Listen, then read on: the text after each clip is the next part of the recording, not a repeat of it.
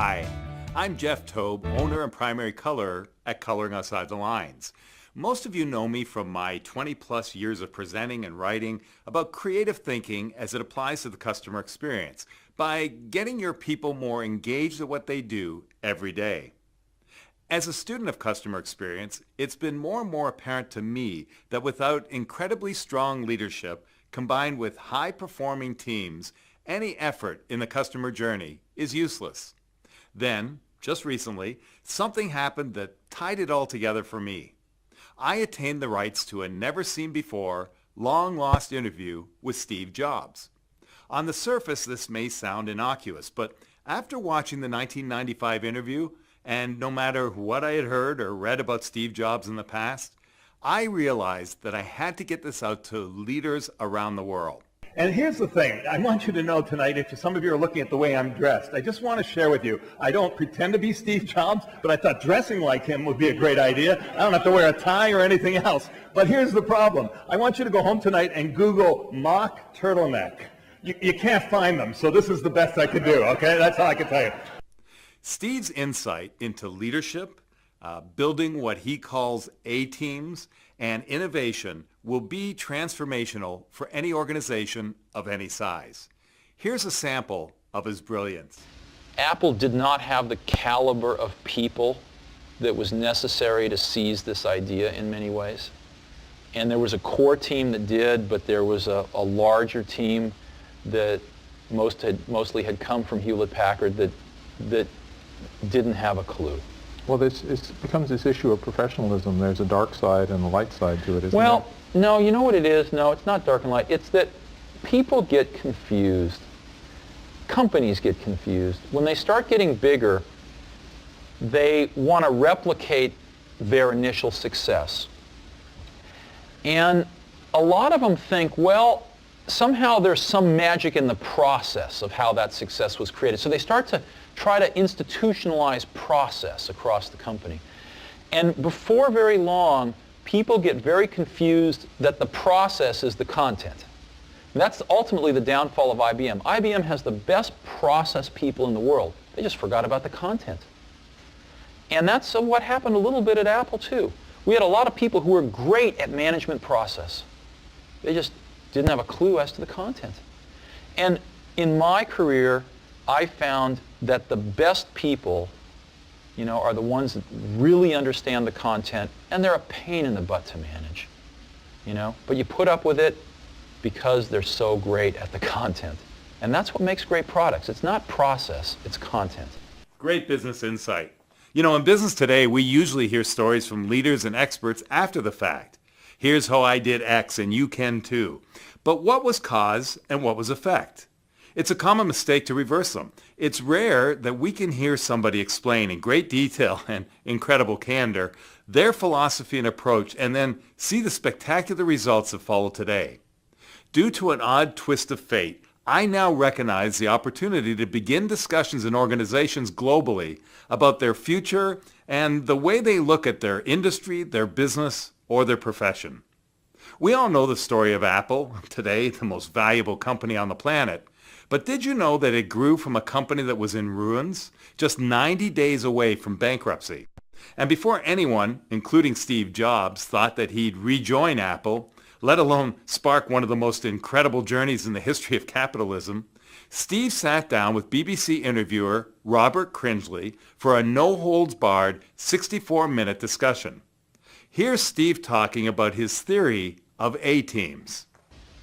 And so we had a lot of great ideas when we started, but what I've always felt that a team of people doing something they really believe in is like when I was a young kid, there was a widowed man that lived up the street, and he was in his 80s.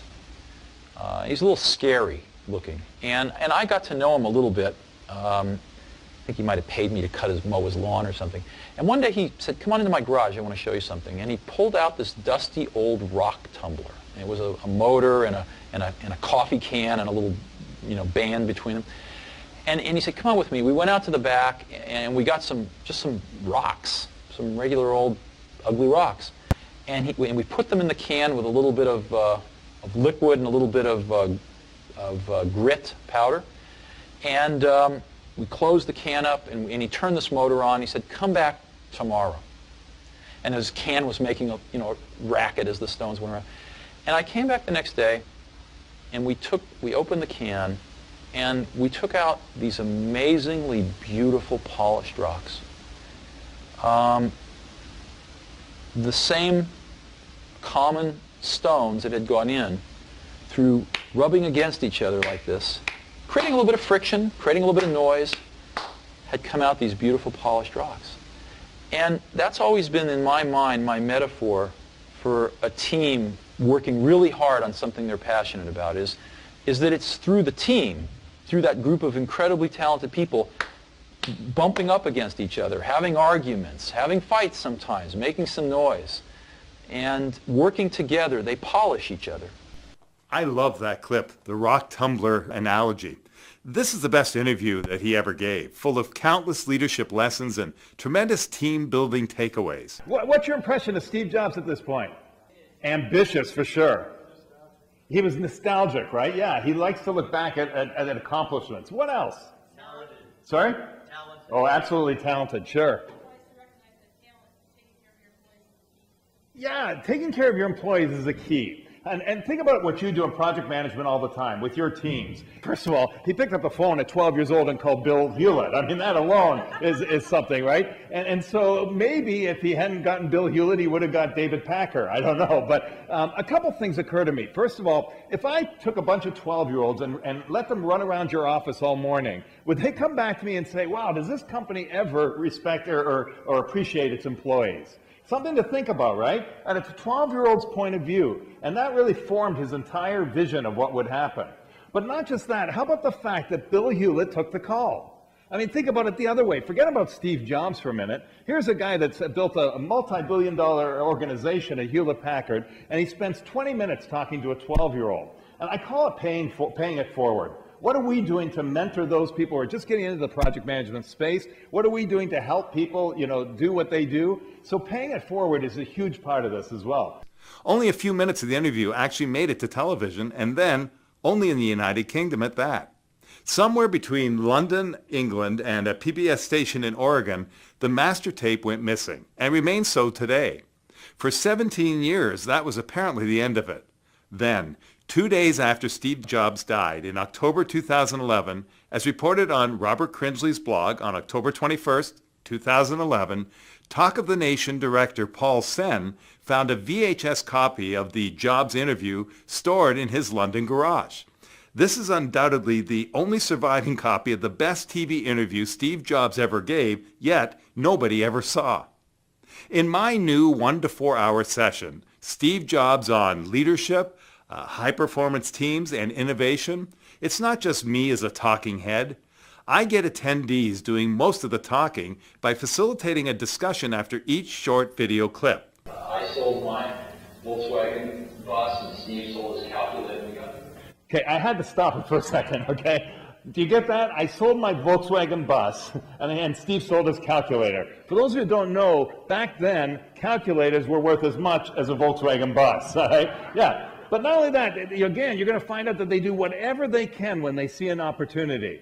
I find that most people are transformed after hearing Steve and discussing with their colleagues their dreams, their game plan, and even rules in their profession that they could potentially break. What's the most audacious thing you would do in your business if you knew you couldn't fail? Where are you stuck on a constraint that could be overcome with a little persistence and or creativity? What's good conflict versus bad conflict? Where could you go to get new ideas for your organization, for your industry, or your business? Why do teams become siloed, and how do we diversify our A-team? All of these questions and a lot more are posed in a non-threatening participatory environment that encourages honest and transparent discussion. I promise that this is a program that is so original in its design and presentation, your people will walk away saying what one of my clients just said to me last week, that it was the most transformational program she had ever experienced. That's what I'm talking about. So, Will you join me in pioneering and exploring Steve Jobs, the Lost Interview, for your organization?